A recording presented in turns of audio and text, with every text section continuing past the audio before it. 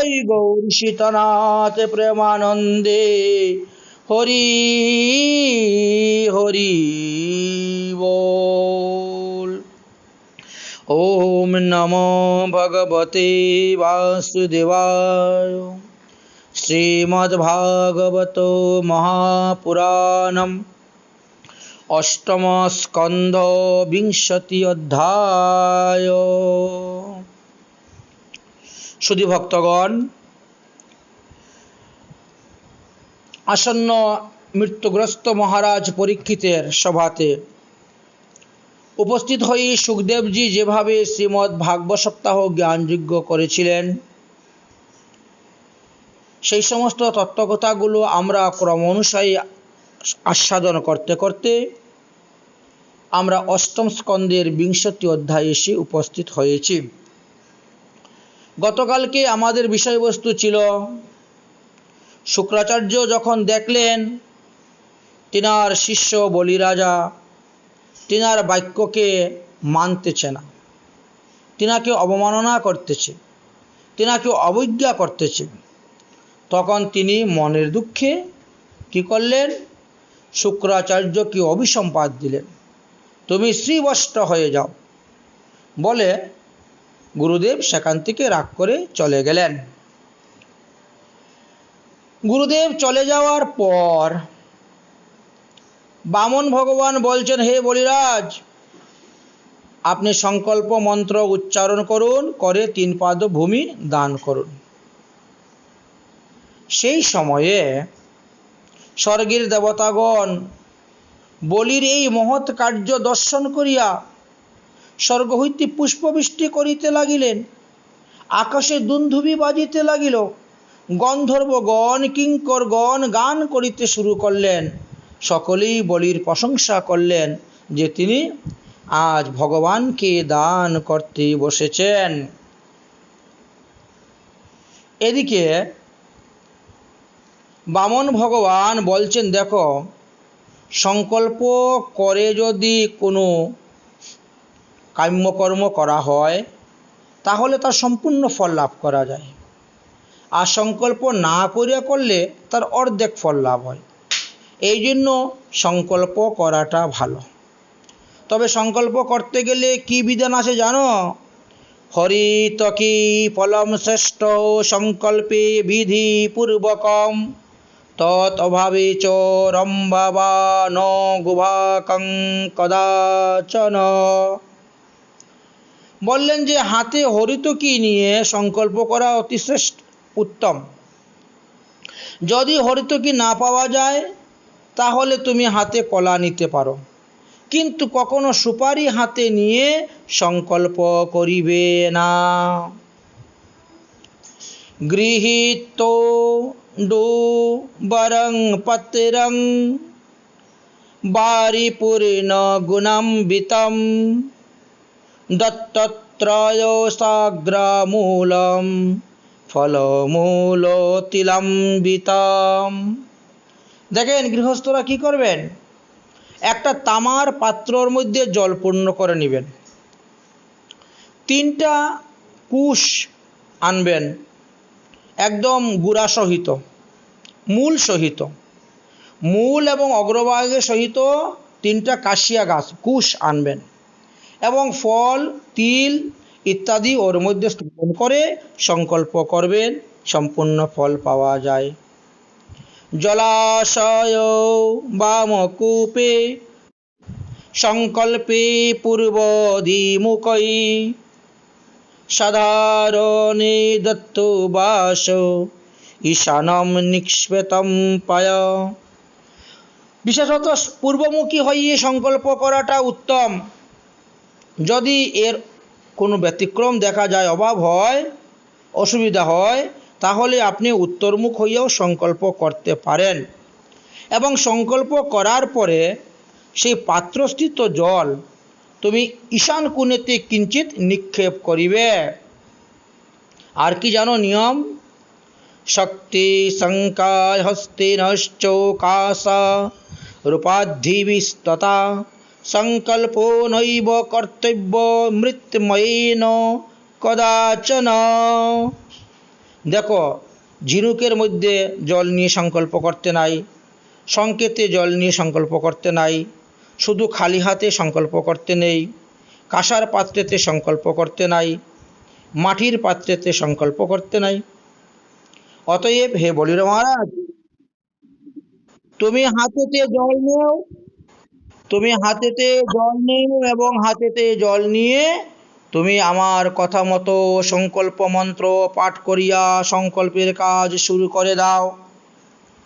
যখন এইভাবে বললেন, এমন সময়ে বলি মহারাজের কন্যা রত্নমালা সেইখানে এসে উপস্থিত হলেন। রত্নমালা সেই স্থানে উপস্থিত হইয়ে ভগবানের সেই বামন রূপ, সেই বটুরূপ দর্শন করিয়া তিনি অত্যন্ত আনন্দিত হলেন, প্রসন্ন হয়ে গেলেন। মনে মনে ভাবলেন যে তিনি ভগবানকে কুলে তুলে নিবেন। মনে মনে ভাবলেন, এই রকম ছেলে যদি আমার পেটে সন্তান হতো, আমি তাকে সব সময় কুলে তুলে রাখতাম, আমার বুকে জড়িয়ে রাখতাম, আমি তাকে আমার স্তন দুগ্ধ পান করাইতাম। যদি এই বটুকে আমার স্তন দুগ্ধ পান করাইতে পারতাম তাহলে আমার জীবনটা ধন্য হতো। ভগবান বামনদেব বলিরাজার কন্যা রত্নমালার অন্তরের কথা বুঝতে পারলেন এবং মনে মনেই বললেন, আশীর্বাদ দিলেন, তথাস্তু তথাস্তু। আমি তো এখন ব্রহ্মচারী, এইমাত্র আমার উপনয়ন সংস্কার হয়েছে, তাই এখন আমি তোমার মনোবাসনা পূর্ণ করতে পারছি না। তবে আগামীতে যখন আবার আমি কৃষ্ণ অবতার নিয়ে আসব, তখন আমি তোমার মনোবাসনা পূর্ণ করব। এদিকে শাস্ত্রবিধি অনুসারে বলিরাজা সংকল্প করিয়া বামনদেবকে 3 পাও ভূমি প্রদান করলেন। বলি মহারাজ বললেন, হে প্রভু, আপনি 3 পাও ভূমি গ্রহণ করুন। ভগবান তখন বামন হইতে ত্রিবিক্রম রূপ ধারণ করলেন। কিরকম রূপ ধারণ করলেন? ব্রাহ্মণ রূপয়া বামনম ইমাং ত্রিনি পদানি পৃথিবী অহম সম্পাদতে। দেখতে দেখতেই ধীরে ধীরে বিরাট রূপে তিনি পরিণত হয়ে গেলেন। ইহা দেখিয়া সকলেই আশ্চর্য হয়ে গেলেন। এ যে বিরাট পুরুষ, এর বিরাট শরীরের মধ্যে সম্পূর্ণ ব্রহ্মাণ্ড দেখিয়া অসুরগণ কম্পিত কলেবরে এদিক ওদিক পালাতে শুরু করলেন। তারা কিংকর্তব্য বিমূঢ় হয়ে পড়ে গেলেন। আর সুনন্দ ও নন্দাদি ভগবানের পার্ষদগণ তারা বিরাট পুরুষের স্তুতি করতে আরম্ভ করেছেন। ভগবান বামনদেব এক পদের দ্বারা তিনি সমস্ত পৃথিবী থেকে আরম্ভ করে রসাতল পর্যন্ত সপ্ত পাতাল নিয়ে নিলেন। দ্বিতীয় পদের দ্বারা স্বর্গাদি সকল লোক ভেদ করে ব্রহ্মলোকে পরিব্যাপ্ত করিলেন। বলির সামনেই বহির দ্বারা দিগগুলিকে মাপিয়া লইলেন, শরীরের দ্বারা সম্পূর্ণ আকাশ পর্যন্ত মাপিয়া লইলেন। পদাঙ্গুষ্টাগ্রনিদ্রুহম ব্রহ্মাণ্ড ভেদিতম দ্বিধা তদ্দ্বারা বাহ্যৌ সলিলং বহুধারাং সমাগতাম। এই ভগবানের দ্বিতীয় চরণের অঙ্গুষ্ঠ তারণে ব্রহ্মাণ্ডে দ্বিধা ভাগ হইয়া গেল, আর তদ্দ্বারা সেখান হইতে ব্রহ্মাণ্ডের বাহ্যস্থিত জলরাশি ভগবানের চরণ ধৌত করিয়া বহু ধারায় পতিত হইতে শুরু হল। বিষ্ণু ধৌত বিষ্ণু পদম তুয়ম নির্মলং লোকপাবনম অর্জান্তম বজ্র সলিলায়াতে ধরা রূপ ন বর্ততে। তখন সেই লোকপাবন নির্মল ব্রহ্মাণ্ড বাহ্য সলিল ধারা রূপে যখন বিষ্ণুর পাদধৌত হইয়া আসতে শুরু করল, ব্রহ্মাদি দেবগণ সেই পবিত্র জল সুমেরু শিখরেতে স্থাপন করে রাখিলেন। ব্রহ্মাদি দেবগণ, ঋষিগণ, মনুগণ এই অদ্ভুত ব্যাপার সানন্দ দর্শন করিয়া আনন্দিত হইলেন এবং সকলেই তখন ভগবানের স্তুতি করতে শুরু করলেন এবং ভগবানের চরণধৌত সেই গঙ্গার মহিমা সকলেই বলতে শুরু করলেন। বিষ্ণু পাদুদ্ভবা ভগবতী গঙ্গা, নাম স্মরণ মাত্রেই জীবগণের সমুদয় পাপরাশি হইতে জীব উদ্ধার হয়ে যাবে, মুক্ত হয়ে যাবে। ব্রহ্মা ইহা দেখিয়া অতি আশ্চর্যিত হলেন এবং তিনি নিজের কমণ্ডলুর মধ্যে সেই জল ধারণ করলেন। সেই জলকে তিনি পূজন করলেন, স্তুতি করলেন। এই জন্য তিনি গঙ্গা নামে খ্যাত হইয়ে স্বর্গ ইহার নাম মন্দাকিনী, পাতালে ইনার নাম ভগবতী এবং ভূতলে তিনাকে গঙ্গা রূপেই বলা হয়ে থাকে। যাই হোক, সুখদেবজি বললেন, হে মহারাজ পরীক্ষিত, যখন দুই পায়ের দ্বারা স্বর্গ পাতাল আদি 14 ভুবন মাপিয়া লইলেন, শরীরের দ্বারা সমস্ত পৃথিবী আকাশ পর্যন্ত মাপিয়া লইলেন, তৃতীয় চরণ রাখিবার জন্য আর বিন্দুমাত্র কোনো স্থান রইল না। তাহা দেখিয়া অসুরগণ, রাক্ষসগণ, দানবগণ অতিশয় ক্রুদ্ধ হইয়া অস্ত্র শস্ত্র গ্রহণ করিয়া বামনদেবকে বধ করিবার জন্য ধাবিত হইলেন। তখন বলিরাজা বললেন, খবরদার হে দৈত্যগণ, তোমরা আমার বাক্য শ্রবণ করো। তোমরা কেউ যুদ্ধ করিও না, যুদ্ধ হইতে নিবৃত্ত হও।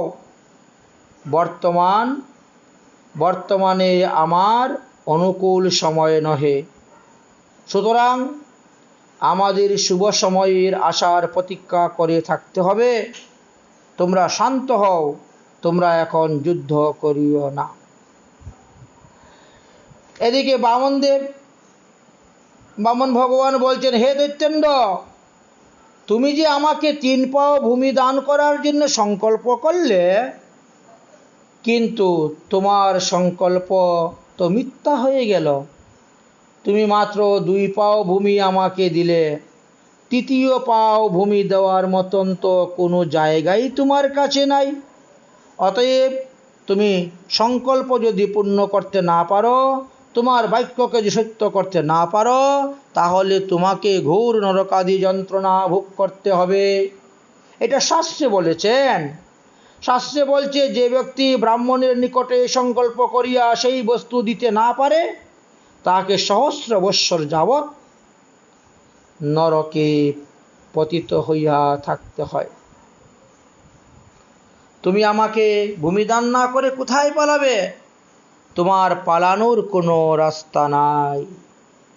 তাই ভগবান গরুরকে আদেশ করলেন, গরুর, তুমি এখনই বরুণ পাশে এই বলিকে বন্ধন করো। ভগবানের আজ্ঞাতে গরুর পক্ষে গিয়ে বরুণ পাশের দ্বারা বলিকে বন্ধন করতে লাগলেন। আর এদিকে ভগবান নীতিবাক্য শাস্ত্রবাক্যের দ্বারা তিরস্কার করিতে করিতে বলিকে বলতেছেন, আপনার সত্য রক্ষা হলো না, এখনো সময় আছে, সত্য রক্ষা করুন, আরেক পাত ভূমি আমাকে দিন, না হলে আপনাকে নরকে যেতে হবে। সুখদেবজি বললেন, হে মহারাজ পরীক্ষিত, ভগবান কতভাবে তার ভক্তকে যে পরীক্ষা করেন তার লীলা অবর্ণনীয়। বামন ভগবানের কথা শ্রবণ করিয়াও অবলিত চিত্তে বলি কিন্তু রাগ করে এক কথাও বললেন না। বলি মহারাজ আরো মিষ্টি বাক্যে বলতে লাগলেন, হে বামনদেব, আমি তো আমার বাক্য সত্য করতে পারিনি, কিন্তু তুমি কি তোমার বাক্য পালন করতে পেরেছ? ভগবান বামনদেব বলে, তার মানে হলো, তুমি যখন আমার কাছে ভূমি চেয়েছিলে তখন তো তোমার ক্ষুদ্র ক্ষুদ্র পাওগুলো আমাকে দেখিয়েছিলে। তোমার ক্ষুদ্র ক্ষুদ্র চরণটা ঝুলিয়ে ঝুলিয়ে আমাকে দেখিয়ে প্রার্থনা করলে আমাকে 3 পাও ভূমি দাও। আর এখন আর সেই চরণ নেই। এখন তো এত বড় বড় চরণ হয়ে গেছে যে সপ্তস্বর্গ নিয়ে গেছে, এক পায়ে সপ্ত পাতাল নিয়ে গেছে। ভগবান কিন্তু এই প্রশ্নের উত্তর দিতে পারলেন না। বলিরাজের কাছে তিনি পরাজিত হয়ে গেলেন।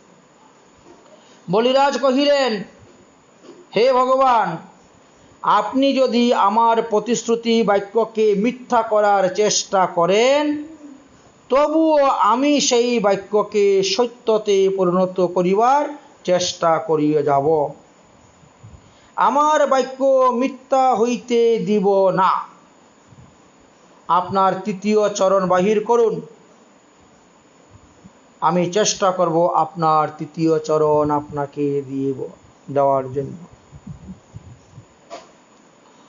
তৎক্ষণাৎ বামন ভগবানের নাভি হইতে 3য় চরণটি বাহির হইল। এইবার তো বিমনা হয়ে গেলেন বলিরাজ। 3য় চরণ তিনি কোথায় দিবেন, চিন্তায় পড়ে গেলেন। এমন সময়ে তিনার স্ত্রী অর্থাৎ বলিরাজার স্ত্রী মহারানী বৃন্দাবলী দৌড়ে এসে বলছেন স্বামীকে, হে মহারাজ, নিজের মাথাটা প্রভুর চরণে বিকিয়ে দাও, দিয়ে তোমার বাক্য সত্য করো। কারণ এই মাথাটা তো তুমি আর কাউকে চরণ দেও নাই। যদিও গুরুচরণে মাথা সমর্পণ করেছিলে, কিন্তু গুরুদেব তোমাকে অভিসম্পাদ দিয়ে তিনি এখান থেকে চলে গিয়েছেন। তাহলে কি করা যাবে? তাহলে এই মাথাটা তুমি ভগবানের চরণে সমর্পণ করে দাও, বিকিয়ে দাও এই মাথাটা ভগবানের কাছে, তথাপিও তোমার বাক্য সত্য করো। তখন বলিরাজের চৈতন্য হলো, হ্যাঁ দেবী, তুমি ঠিকই বলেছ। একই বলা হয় ধর্মপত্নী। স্বামীকে ধর্মের দিকে অগ্রসর করিয়ে দিলেন। সঙ্গে সঙ্গে প্রভুর চরণে মাথাটা বিকিয়ে দিয়ে বললেন, হে প্রভু, প্রভু মাং মদীয় মহন্ত দদে, আমাকে এবং আমার বলতে যা কিছু আছে সর্বস্ব আজ তোমার চরণে দিলাম। আমার বলতে যা কিছু আছে সব আজ আমি তোমার চরণে সমর্পণ করিলাম। বলিরাজের এই আত্মনিবেদন মন্ত্রটি বিশ্বের মধ্যে একটি শ্রেষ্ঠ কীর্তি, যা স্বর্ণাক্ষরে ভাগবতে লিখে গেলেন। অতঃপর ভগবান 3য় চরণটি ছোট্ট আকৃতি করিয়া আবার বলিরাজের মস্তকে স্থাপন করিলেন। আর ভগবান বলিলেন, আজ থেকে তুমি আমার কৃপার পাত্র হয়ে গেলে। বলিরাজ 2 হাত জোর করে যে ভগবানকে প্রণাম করবেন সেই শক্তি নেই, কারণ তিনার তো 2 হাত বাঁধা, তিনি তো বন্ধনে আছেন।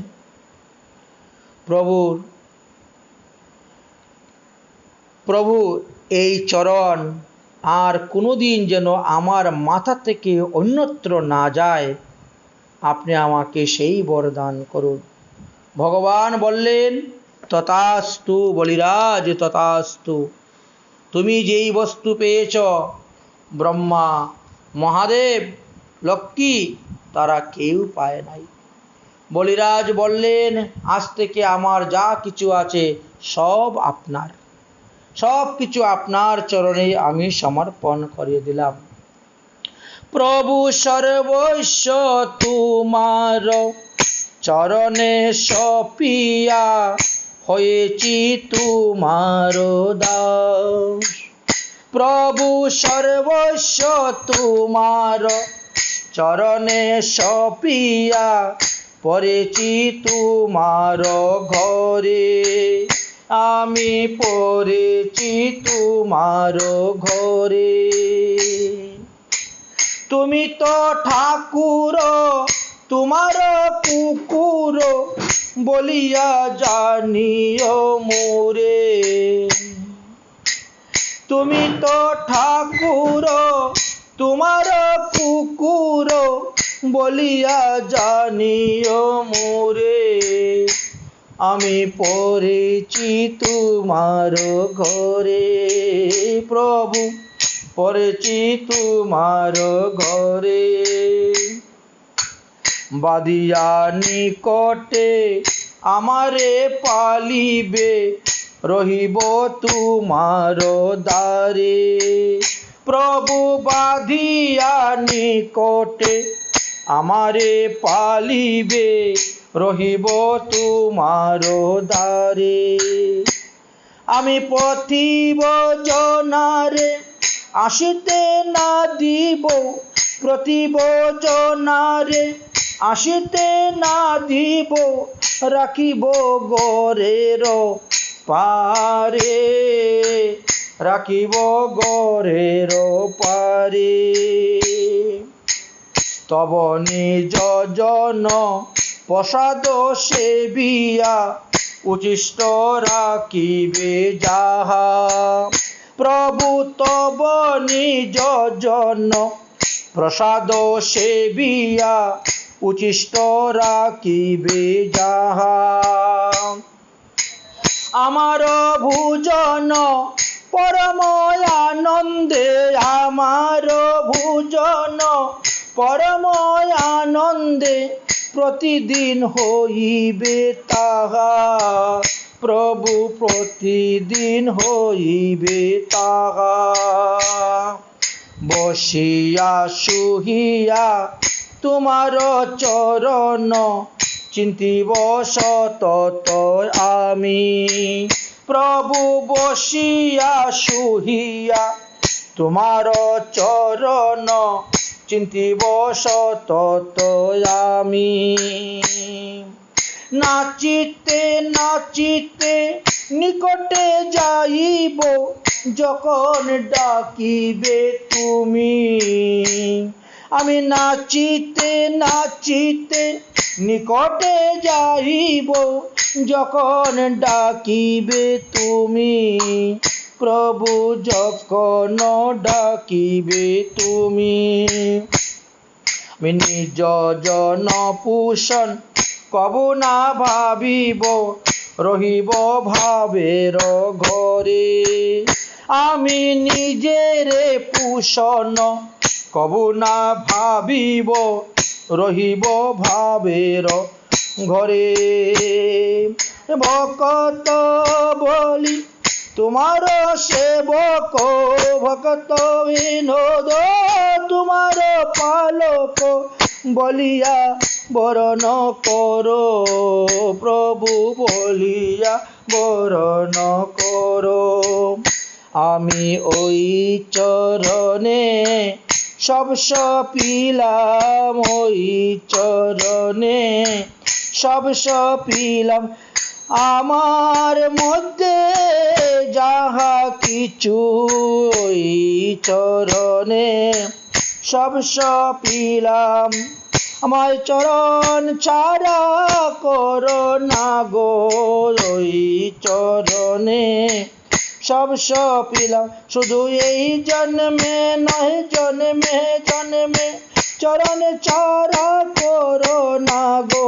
এই জন্মে নয়, জন্মে জন্মে চরণ ছাড়া করো না গো। প্রভু মোর আর প্রভু সর্বস্ব তোমারি চরণে সপিয়া, পড়েছি তোমার ঘরে। আমি এই মিনতি জানাইয়ে রাখি, এই মিনতি জানাইয়ে রাখি। আমার শেষে সময় হয় কি না হয়, এই মিনতি জানাইয়ে রাখি। আমায় অন্তিম কালে দিও তরি, আমি এই মিনতি জানাইয়ে রাখি। অন্তিম কালে দিও তরি, এই মিনতি জানাইয়ে রাখি। তাই বলি মহারাজ ভগবানের চরণে আজ সর্বস্ব দান করে দিয়েছেন, তথাপিও তিনি বন্দী অবস্থায় আছেন। এদিকে বলিরাজার কন্যা রত্নমালা। তখন দেখলেন এই বামন বটু তো সাধারণ মানুষ নয়, বিরাট রূপ ধারণ করতে পারে।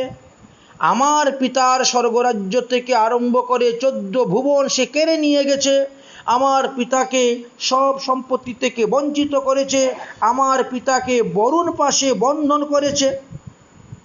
তখন রত্নমালার মনে মনে বলতে লাগলেন, এমন দুরন্ত ছেলে যদি আমার পেটের ছেলে হতো তাও আমি তাকে বিষ খাওয়াইয়ে মেরে দিতাম। অন্তর্যামী ভগবান রত্নমালার অন্তরের কথা জানতে পারলেন।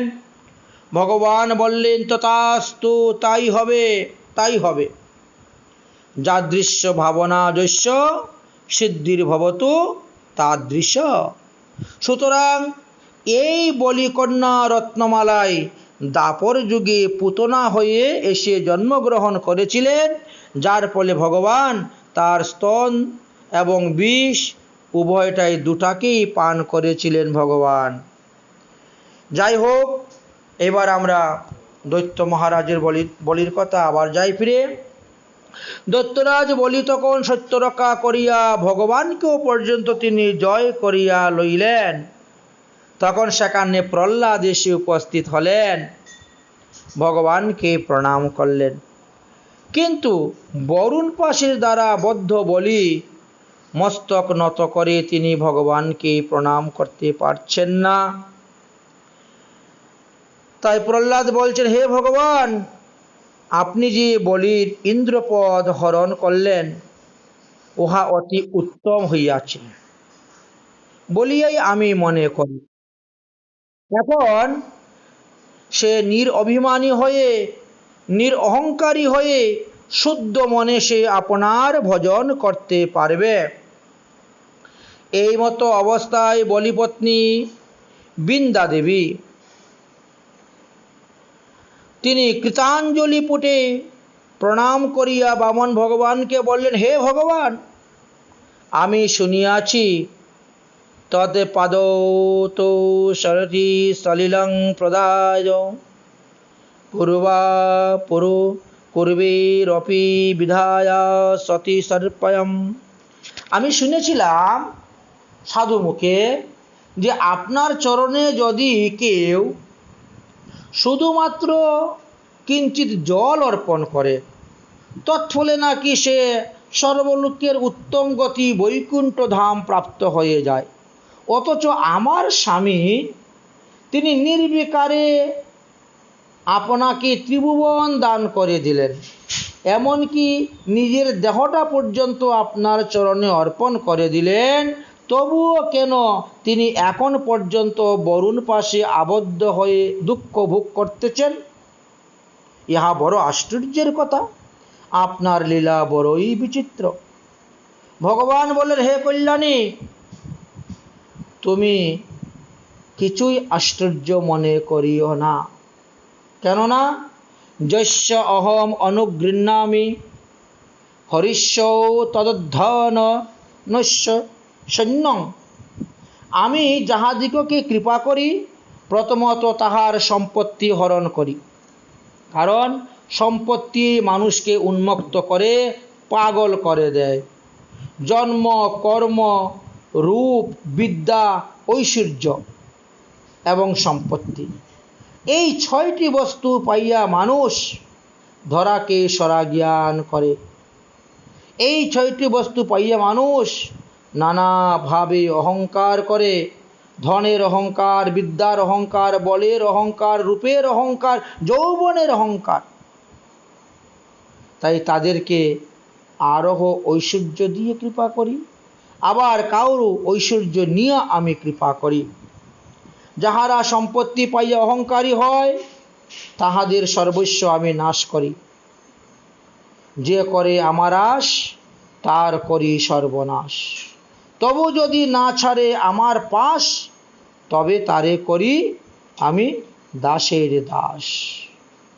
আমি কাউকে ধন দিয়ে কৃপা করি, আর কারো ধন নিয়ে কৃপা করি।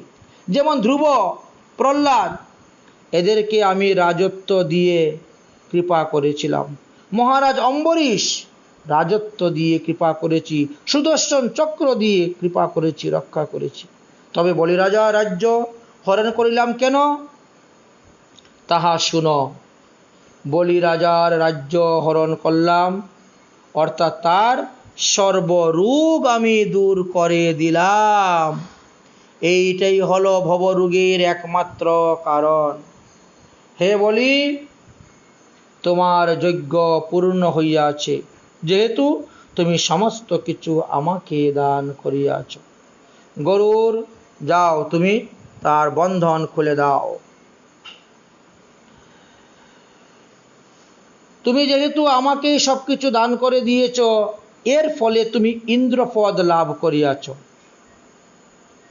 ইন্দ্রপদ তুমি প্রাপ্ত হইয়াছ বটে, কিন্তু এই মন্বন্তরে আমি তোমাকে ইন্দ্রপদে বসাবো না। আগামী মন্বন্তরে, অর্থাৎ অষ্টম মনুর সময়ে, অষ্টম মনু শাসনকালে তুমি এই 14 ভুবনের রাজা হবে, তুমি হবে ইন্দ্র। তখন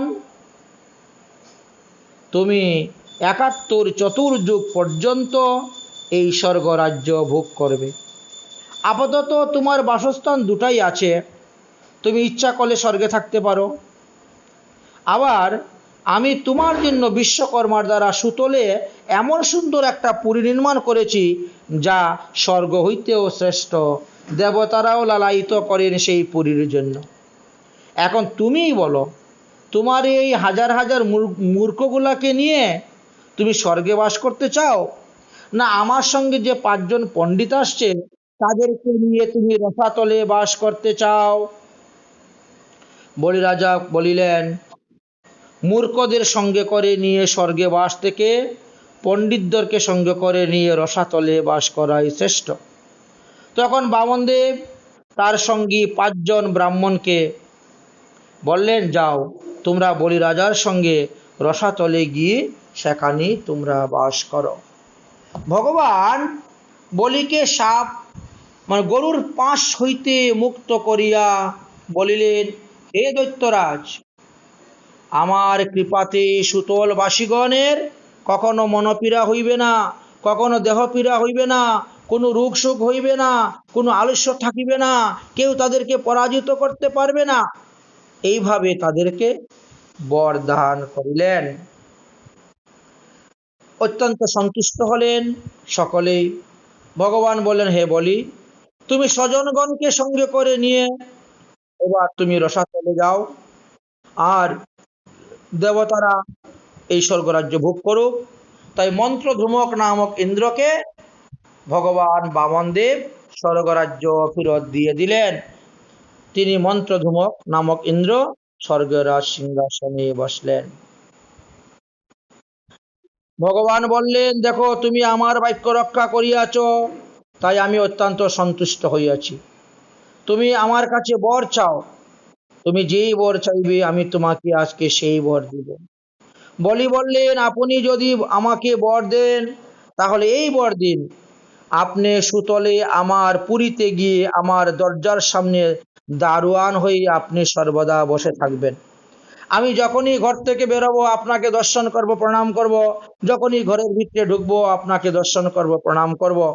অতএব আমাকে এই বর দিন। ভগবান তখন বিপদে পড়ে গেলেন।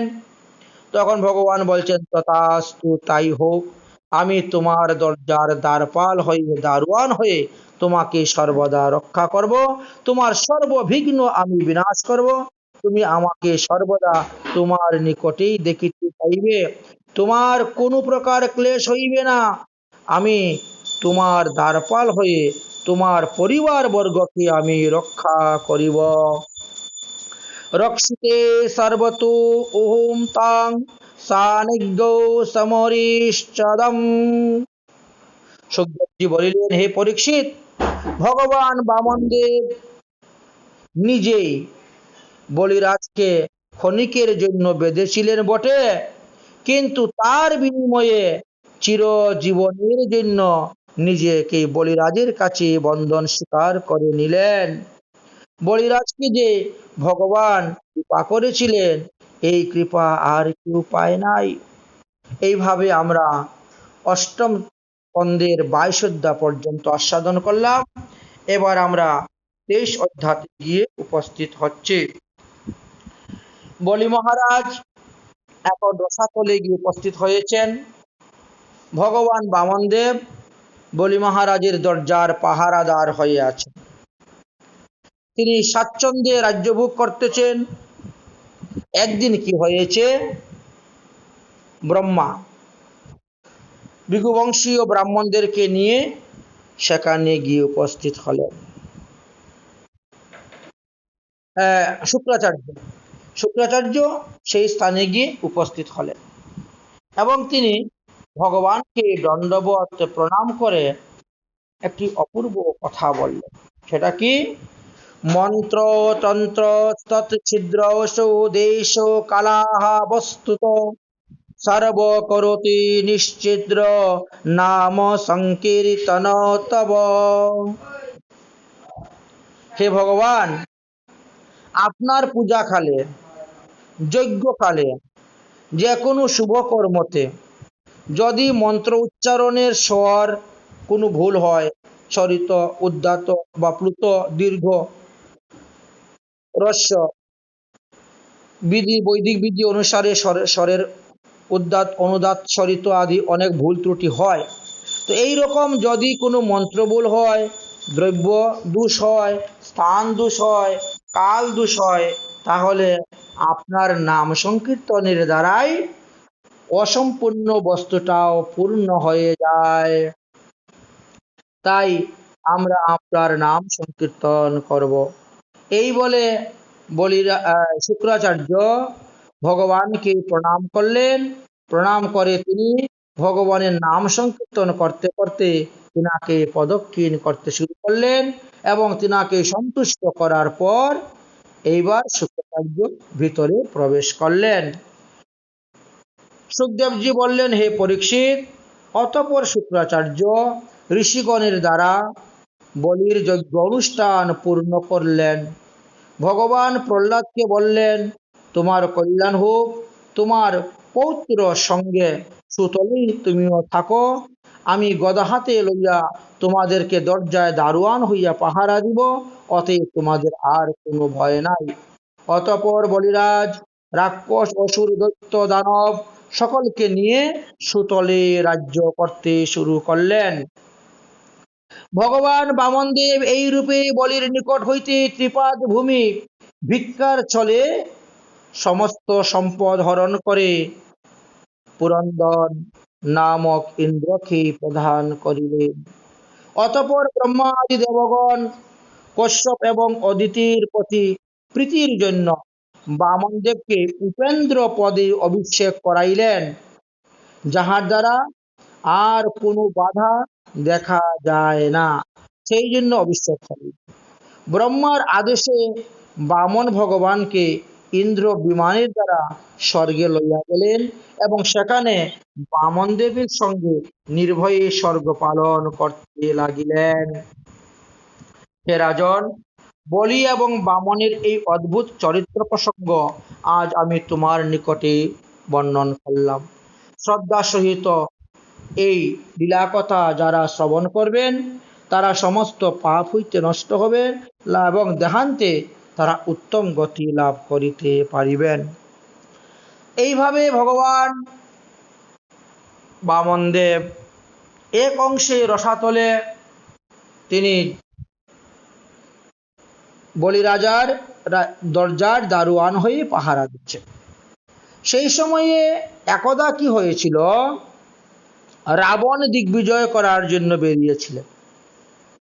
তো রাবণ দিগ্বিজয় করতে করতে করতে করতে বলিরাজার নিকটে গিয়ে উপস্থিত হয়েছিলেন বলিরাজার শক্তি পরীক্ষা করার জন্য। কিন্তু বিষ্ণু ভগবান তো তখন বলিরাজার দরজার দারোয়ান।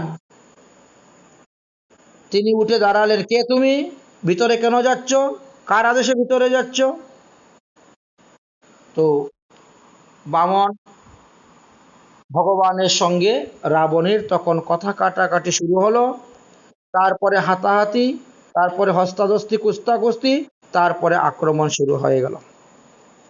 বামন ভগবান বলছেন, আগে আমাকে যদি পরাজিত করতে পারো তাহলে তুমি ভিতরে গিয়ে রাজার শক্তি পরীক্ষা করবে। অতএব শুরু হয়ে গেল যুদ্ধ। যুদ্ধ করতে করতে বামনদেব এমন এক জুড়ে পদাঘাত করলেন যে রাবণ জ্ঞানশূন্য হয়ে ভূমিতে পড়ে যায়। বিষ্ণু তাহাকে তখন রশি দিয়ে বেঁধে বলি রাজার বন্দিশালার মধ্যে রেখে দিলেন। রাবণ যখন চেতনা পাইল তখন সে দেখে সে বলি রাজার বন্দিশালার মধ্যে হস্তপদ বন্ধন অবস্থায় পড়ে আছে। মুক্তির জন্য তখন বলিকে বারবার অনুরোধ করতে শুরু করলো। তখন বলি রাজা বললেন, এই যে দেখছ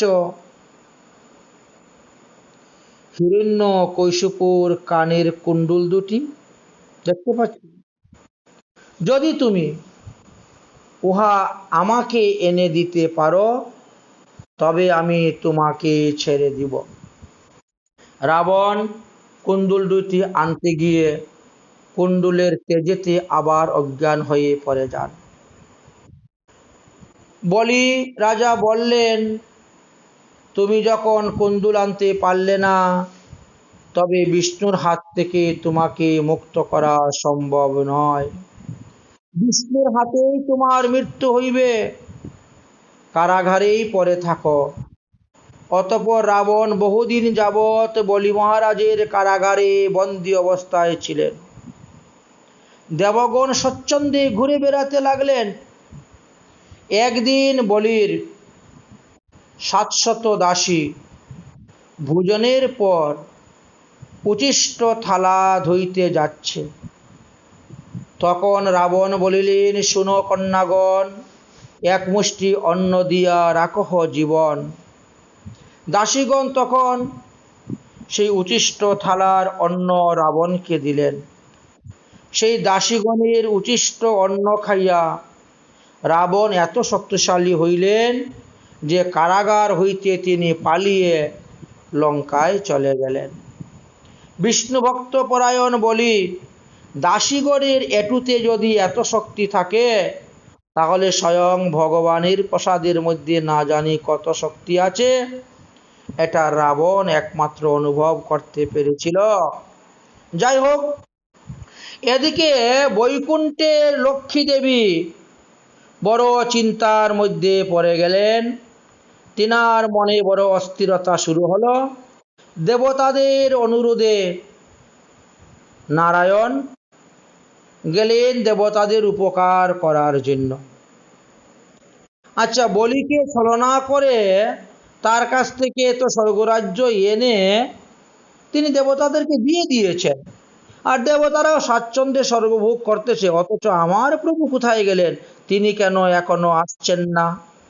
তাই লক্ষ্মী দেবী নারায়ণকে খোঁজার জন্য বেরিয়ে পড়েছেন। দৈবক্রমে হঠাৎ নারদের সঙ্গে দেখা হলো। নারদকে জিজ্ঞাসা করলেন, নারদ, তোমার প্রভু কোথায়? নারদ বলছেন, মাগো কি আর বলবো, শ্রাবণ পূর্ণিমা দিনে বলিরাজার নিকটে গিয়ে উপস্থিত হইলেন এবং তিনি এখন বলিরাজার রাজধানীতে আছে। দেখো, যদি কেউ কারো সর্বস্ব হরণ করে নিয়ে নেয় তাহলে তার কাছে সে ঋণী হয়ে যায় এবং সেই ঋণ শোধ করার জন্য এখন ভগবান তার দরজায় দারোয়ান হয়ে আছেন। অতএব তিনাকে যদি মুক্ত করে তোমাকে আনতে হয় তাহলে তোমাকে একটি কৌশল অবলম্বন করতে হবে। বৈকুণ্ঠের অধিষ্ঠাত্রী দেবী লক্ষ্মী ঠাকুরানী, নারায়ণের বক্ষবিলাসিনী লক্ষ্মী ঠাকুরানী, তখন তিনি কি করলেন? শ্রাবণ মাসের পূর্ণিমা দিবসে বলিরাজার নিকটে গিয়ে উপস্থিত হলেন। কি বলে জানো? দাদা দাদা, ও দাদা, দাদা গো, এইভাবে বলে বলে লক্ষ্মী দেবী বলিরাজার নিকটে উপস্থিত হইলেন ছদ্মবেশী।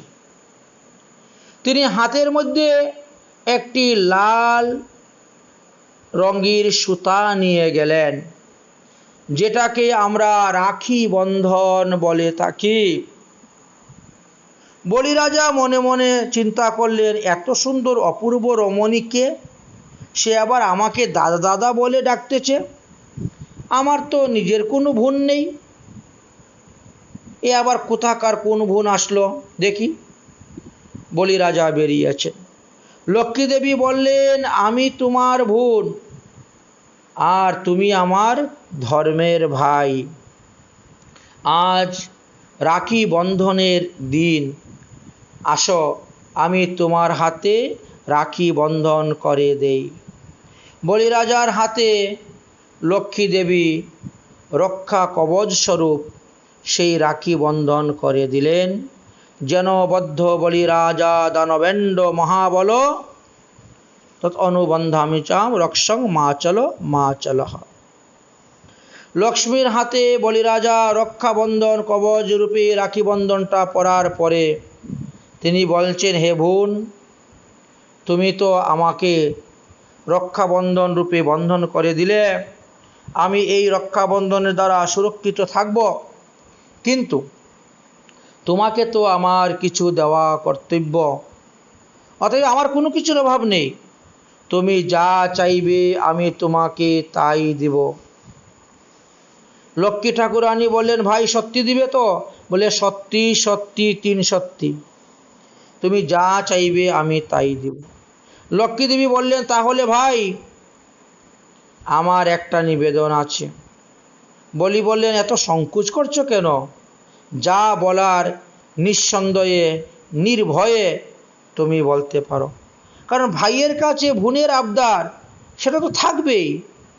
বলো তুমি কি চাও? লক্ষ্মী বললেন, তোমাকে দানের প্রতিশ্রুতি দিতে হবে, তবেই আমি তোমার কাছে চাইব। বলি মহারাজ বললেন, আমি ধর্মকে সাক্ষী রেখে বললাম, তুমি যাহা চাইবে আমি তাহাই দিব। লক্ষ্মী দেবী বললেন, তাহলে তোমার দরজায় যে দারোয়ান আছেন ওনার সঙ্গে আমার বিয়েটা করিয়ে দাও, আমি ইনাকে বিবাহ করে স্বামী রূপে গ্রহণ করে নিয়ে যেতে চাই। তাকে আমার খুব ভালো লেগেছে, বাস্তবে ইনি আমারই স্বামী, আমি আমার স্বামীকে আমি ফেরত চাই। এই জন্য আমি তোমার নিকটে ভিক্ষা চাইতেছি। বলিরাজ হাসি মুখে দ্বারপাল রূপী ভগবান বিষ্ণুকে লক্ষ্মীর হস্তে সমর্পণ করে দিলেন। তৎপরে লক্ষ্মী নারায়ণকে নিয়ে বৈকুণ্ঠে আসিলেন। এই হলো সহধর্মণী। সেই থেকেই রাখি বন্ধন উৎসবটা পৃথিবীতে প্রচলিত হয়েছিল। আচ্ছা, এইবার বলুন তো দেখি, এই যে আমরা বলি মহারাজের উপাখ্যান এতক্ষণ ধরে আস্বাদন করলাম, এর মধ্যে কি কি রহস্য আমরা জানতে পারলাম, কি আমরা শিখতে পারলাম? বলি হলো আমাদের জীবাত্মা, আর বামনদেব হলেন আমাদের পরমাত্মা।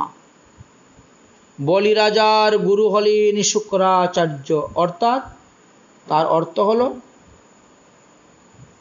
যে ব্যক্তি বীর্যকে ধারণ করতে পারে, বীর্যের সেবা করতে পারে, বীর্য আর ব্রহ্মচর্য রক্ষা করে, ইন্দ্রিয় সংযম করে চলে, তাহাকে কেউই মারতে পারে না। ভক্ত শুক্রের দ্বারাই বলবান হন, তবেই ভগবান ভক্তের গৃহে আসেন। তুমিও বলির মতন হও, তবে ভগবান তোমার গৃহে আসবেন। বলবান কে? যে কাম ক্রোধ লোভ মোহ মদ মৎসর্যকে পরাজিত করতে পারেছেন, তিনি হলেন বলবান। জীবাত্মা বলি যখন ব্রহ্মচর্য পালন করতে করে বলবান হয়ে গেলেন, তখনই দেখেন ভগবান তার দরজায় এসে উপস্থিত হয়েছিলেন। তাই শারীরিক বৌদ্ধিক আর জ্ঞান বল হইতে প্রেম বল শ্রেষ্ঠ। প্রেমের বলের সামনে অন্যান্য সকল বল গৌণ হয়ে যায়। তাই পরমাত্মার সঙ্গে প্রেম করো। দ্রব্যবল দ্বারা প্রভুকে জিতা যায় না, প্রেম বলের দ্বারাই পরমাত্মাকে জয়লাভ করা যায়। পরমাত্মা সহিত প্রেম করতে পারলে জগতের নশ্বর পদার্থের প্রতি প্রেম ছুটে যাবে। পরমাত্মার সাথে প্রেম করো আর সংযম বাড়াও, তবে তুমিও বলিরাজ হতে পারবে। তখন ভগবান বামন হয়ে তোমার কাছে আসবেন। ভগবান বিষ্ণু স্বরূপে বলির কাছে এসে ভিক্ষা মাগতে সংকোচ করেছিলেন, তাই তিনি বামন বটু নির্বল হয়ে এসেছিলেন। ভগবান যখন দরজায় এসে দাঁড়ান তখন তিনটি বস্তু ভিক্ষা চান: তন, মন, ধন। এই তিনটিকেই ভগবত চরণে দান করা উচিত। তন বলতে শরীর, শরীরের দ্বারা ভগবানের সেবা করো। অভিমান তাহলে নষ্ট হয়ে যাবে, অহংকার নষ্ট হয়ে যাবে। তাই ধন দ্বারা সেবা করো, তাহলে ধনের মায়া মমতা মোহ নষ্ট হয়ে যাবে। আর মন দ্বারা সেবা করিলে কোনো পরিশ্রম নেই। তাই তন মন ধন ভগবানকে অর্পণ করাই হলো শ্রেষ্ঠ। ইহাই হলো রাসলীলার স্থান পাওয়ার একমাত্র উপযুক্ত পথ। জীব আর ব্রহ্মের মিলন হয়ে যায়, তখনই তো সেটা রাসলীলা হয়ে যায়, জীবাত্মা পরমাত্মার মিলন। তাই তিনটি বস্তুর দ্বারাই ভগবানের সেবা করো। তদীয় বস্তু গোবিন্দম তৈব্যমেবং সমর্পয়েৎ। সব বস্তুই ভগবানের, তাহার দেওয়া বস্তু তাহাকে অর্পণ করো। যে ব্যক্তি তন মন ধন বলির মতন ভগবানকে দান করতে পেরেছেন, তার দরজার দ্বারপাল হইতে ভগবান এখনও রাজি আছেন আসতে। তাই 3 পা ভূমি আর একটি অর্থ এখানে আছে। 3 পাও ভূমির অর্থ আলোচনা করলে আমরা সত রজ তম এই 3 গুণ ভগবানকে অর্পণ করে দাও। শরীর দ্বারা ঈশ্বর সেবা করিলে তমগুণ কমে যায়, ধনের দ্বারা ঈশ্বর সেবা করিলে রজগুণ কমে যায়, আর মনের দ্বারা ঈশ্বর সেবা করিলে হৃদয়ে আনন্দ পাওয়া যায়। যদি মন বিষয়ের দিকে থাকে আর শরীর যদি ঈশ্বর সেবায় ব্যস্ত থাকে তবে লাভ হয় না। যদি ঈশ্বর সেবা করার সময় অশ্রুবিন্দু পতিত হয় তবে মনে করবে তোমার প্রতি ভগবানের কৃপা হয়েছে। সব কিছু বিধিপূর্বক করার পরেও মনে করবে যে আমি কিছুই করি নাই। ভগবানের কাছে করজোড়ে প্রার্থনা করবে, মন্ত্রহীনং ক্রিয়াহীনং ভক্তিহীনং সুরেশ্বর পূজতু অস্মে মায়া দেব পরিপূর্ণ তুবাস্তু মে। হে প্রভু, আমি ভক্তিহীন, আমি ক্রিয়াহীন, আমি মন্ত্রহীন। আমার যা কিছু ভুল হইতেছে তাহা তুমি ক্ষমা করো। আমার দ্বারা সেবা কর্ম পরিপূর্ণ রূপে তুমি গ্রহণ করে নাও। সৎকর্ম করার পর যদি দৈন্যতা না আসে তবে সৎকর্মের ফল মিলবে না। বলির মনে দৈন্যতা আসাতেই তিনি সেবার ফল পেয়েছিলেন। প্রভু দ্বারপাল পর্যন্ত হওয়ার জন্য রাজি হয়ে গেলেন। সুতলে যখন বলি গেলেন তখন ভগবান শঙ্খচক্র গদা পদ্মধারী তিনি আজ চৌকিদার হয়ে গেলেন। যে দান গ্রহণ করে সে বন্ধনে পড়ে যায়। বামন ভগবান বলিরাজার নিকট থেকে দান গ্রহণ করলেন বলে তিনি তার বন্ধনে পড়ে এই দান ঋণ মোচন করার জন্য তার দরজায় দারোয়ানগিরি করলেন। তাহলে আমরা দেখতে পেলাম এইভাবে দানের অপূর্ব মহিমার কথা। আরেকটি কথা আমরা কি বলেছিলাম, যে রাবণ যুদ্ধ করতে এসেছিল বলিরাজার সঙ্গে এবং বলিরাজার দরজার দারোয়ান বামনদেবের সঙ্গে যুদ্ধ করতে গিয়েই সে পরাজিত হয়ে গিয়েছিল। ইহারও একটি কারণ আছে। এখানে রাবণ বলতে আমাদের দেহের ভিতরের কাম।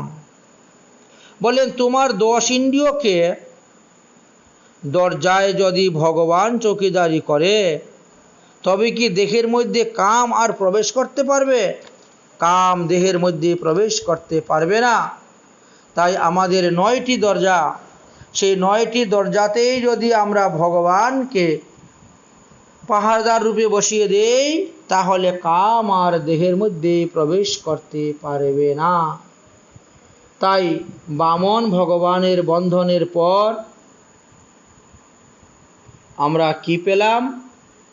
যে সকলেই তখন আনন্দিত হয়েছিলেন। মহালক্ষ্মী কেবলমাত্র দুঃখ পেলেন। কেন? ঘরে সব কিছু থাকা সত্ত্বেও নারায়ণবিহীন যদি হয় তাহলে সব বেকার।